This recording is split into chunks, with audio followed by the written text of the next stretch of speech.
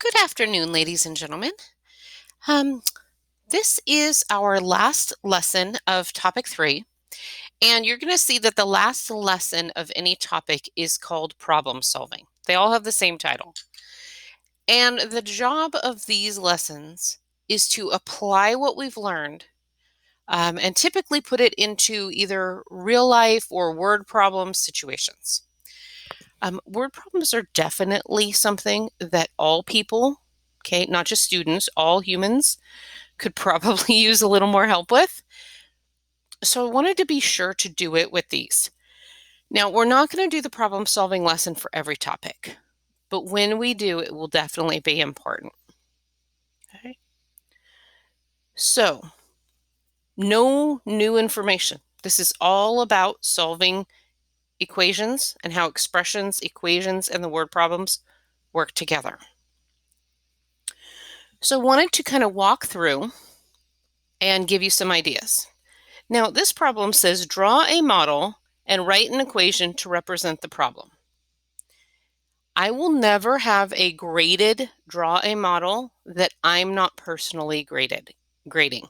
I believe that drawing a model should represent your thinking, and we don't all think the same. But I am going to draw out my thinking through this process.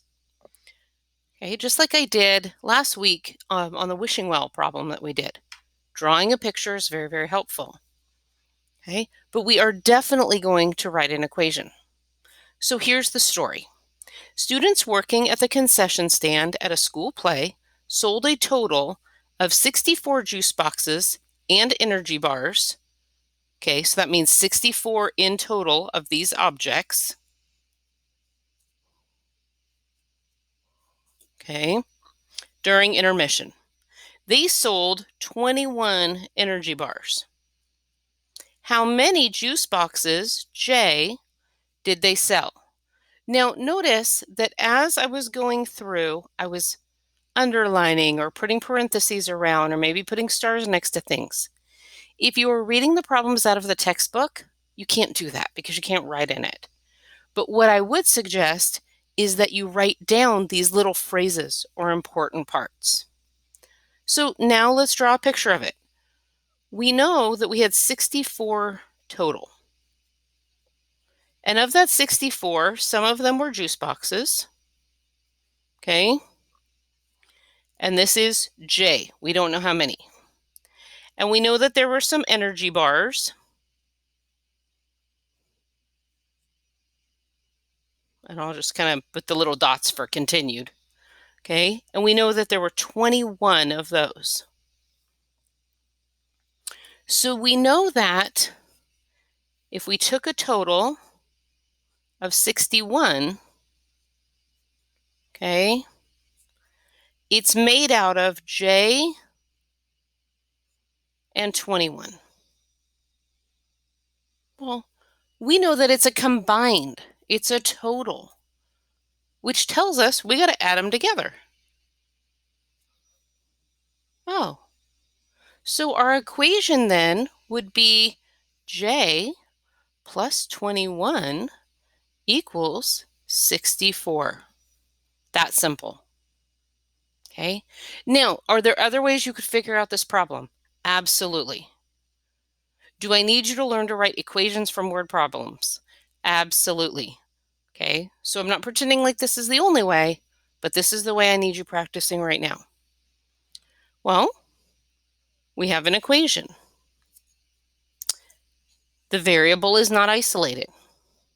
And in order to isolate the variable, we're going to need to use inverse operations. So instead of plus 21, negative 21 or minus 21 on both sides. This makes a zero pair and goes away. J equals 43. So your answer would be 43 juice boxes. Okay? Very logical thought process, but the writing of the equation might be new. Now, let's look at another one. An athlete in training for a marathon runs m miles every day. Okay, so after 6 days, so I'm going to write this like kind of as a pretend calendar.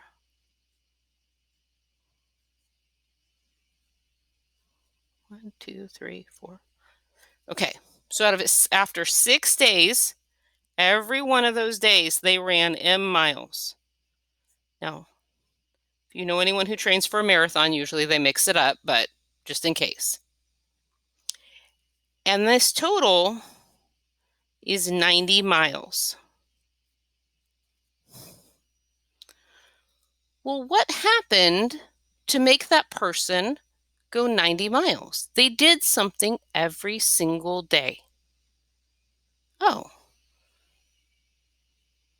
m miles every day. How many times did they do that? 6 days. So 6 times m would equal 90 miles, right? Oh, so let's clean that up and write it into equation. This is what the equation should look like. Nice and clean.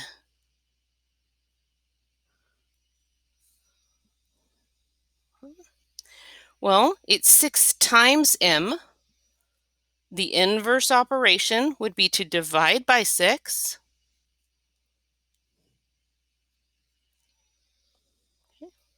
That makes these go away because those are inverse operations. And m equals, well, you might know 90 divided by 6 by heart, but you might not. So you could go over on the side. Now, there are going to be some teachers that don't like you doing side work. I am a big fan. I want to see what your thinking is.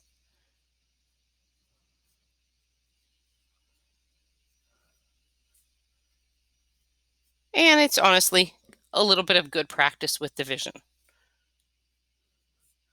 15 miles each day. Okay?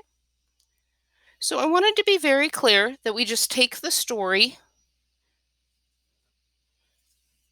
we find a way to make it into an equation, and then we solve. From here, hopefully you've already, you're taking the notes now. You're going to look over the examples in your textbook, and then I want you to do the try problems. Then we'll meet again and do some more practice. I'm very proud of you. Have a great day.